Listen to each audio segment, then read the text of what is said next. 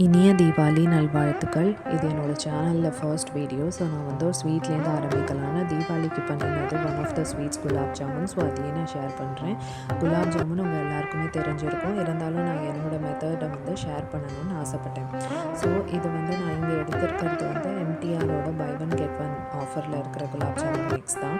அதுக்கு வந்து நான் அந்த மிக்ஸை மட்டும் யூஸ் பண்ணாமல் அதோட கோவாவும் ஆட் பண்ணுறேன்.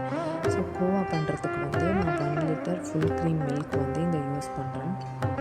ஒரு கடாயில் வந்து 1 லிட்டர் மில்க்கையும் ஆட் பண்ணிவிட்டு நம்ம அதை ஹையில் வைக்க மாட்டோம். ஹைக்கு கொஞ்சம் கம்மியாக வச்சு அதை கண்டினியூஸாக ஸ்டிர் பண்ணிகிட்டே இருக்கணும். பால் வந்து அப்பப்போ கொதி வரும்போது அதில் சைடில் க்ரீம் எல்லாம் வரும். ஸோ அந்த க்ரீம் எல்லாம் நம்ம எடுத்து ஸ்க்ரேப் பண்ணி நல்லா கிளறி ஸ்டிர் பண்ணிகிட்டே இருந்தால் நம்மளுக்கு வந்து அது ஒரு செமி சாலிடாக அண்ட் தென் சாலிடாக அது மாறும். ஸோ இந்த ப்ராசஸ் வந்து கிட்டத்தட்ட 45 மினிட்ஸ் to 1 hour ஆகும். எனக்கு வந்து 55 மினிட்ஸ் ஆச்சு.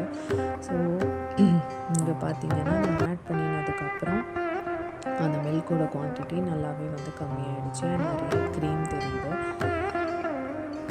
ஸோ ஒரு 30 to 35 மினிட்ஸ்க்கு அப்புறம் எனக்கு செமி சாலிட் ஸ்டேட் கிடச்சிது. அண்ட் தென் 55 மினிட்ஸில் வந்து எனக்கு அந்த கோவா கிடச்சிது. ஸோ அந்த கோவா ரெடியான உடனே அதை வந்து நம்ம ஒரு வேறு பாத்திரத்தில் ட்ரான்ஸ்ஃபர் பண்ணி வச்சுக்கலாம். அது கூல் ஆகட்டும். இங்கே வந்து நான் எடுத்துருக்கிறது MTR gulab jamun mix buy one get one. So நான் 2 பேக்கெட்டையுமே யூஸ் பண்ணுறேன். இதுதான் அந்த ரெடியான கோவா. ஸோ அதுக்கு நல்லா கூல் ஆகிடுச்சு. இப்போ நான் கோவா பண்ணின கடாயிலேயே வந்து மாவு பிசைய போகிறேன் ஜாமுன் பண்ணுறதுக்கு. ஸோ இது என்னோடய டாட்டர் வந்து மாவு வந்து அந்த பேக்கை எம்டி பண்ணுறாங்க. அந்த மாவோடைய அந்த மிக்ஸோடையே வந்து நான் இந்த கோவாவையும் ஆட் பண்ண போகிறேன். நம்ம அந்த ஜாமுன் மாவு பிசையும் போது ரொம்ப லைட் ஹேண்ட்ஸோடு பிசையணும். ரொம்ப ஹார்டாக ப்ரெஸ் பண்ணி பிசையக்கூடாது. ஸோ இப்போ இங்கே வந்து நான் எம்டிஆர் மிக்ஸு ப்ளஸ் கோவா ரெண்டையுமே ஆட் பண்ணியிருக்கேன். ஆட் பண்ணி ரொம்ப லைட் ஹேண்ட்ஸோடு பிசைகிறேன். இதை வந்து நம்ம பிசைகிறதுக்கு ஐதர் வாட்டர் யூஸ் பண்ணலாம், இல்லைன்னா மில்க் யூஸ் பண்ணலாம். நான் வந்து காய்ச்சி ஆற வச்சு மில்கை தான் யூஸ் பண்ணியிருக்கேன்.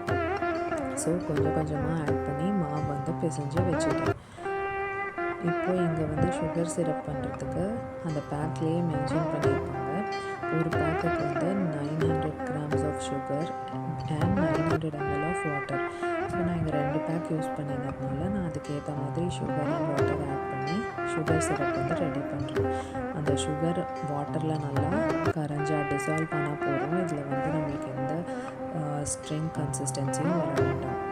ஸோ இதை வந்து நம்ம இப்படி ஸ்டீர் பண்ணிகிட்டே இருந்தோம் அப்படின்னா அந்த சுகர் நல்லா டிசால்வ் ஆகிடும். நான் ஜாமுன் வந்து நான் மாவில் ரெடி பண்ணி வச்சுட்டேன். அண்ட் ஆயில் வந்து சூடாகிட்டு இருந்தது. இப்போ வந்து சூடான அப்புறம் அதில் ஜாமுனை போட்டு நான் ஃப்ரை பண்ணிட்டுருக்கேன். ஜாமுன் சூடாக எடுத்த உடனே சுகர் சிரப்பில் ஆட் பண்ணக்கூடாது. ஸோ நான் அதை ஒரு பாத்திரத்தில் போட்டு வச்சுட்டு எல்லா ஜாமுனையும் ஃப்ரை பண்ண அப்புறம் ஆட் பண்ணியிருக்கேன். இந்த வீடியோ உங்களுக்கு பிடிச்சிருந்தால் லைக் பண்ணுங்கள், சப்ஸ்கிரைப் பண்ணுங்கள், ஷேர் பண்ணுங்கள். தேங்க்யூ.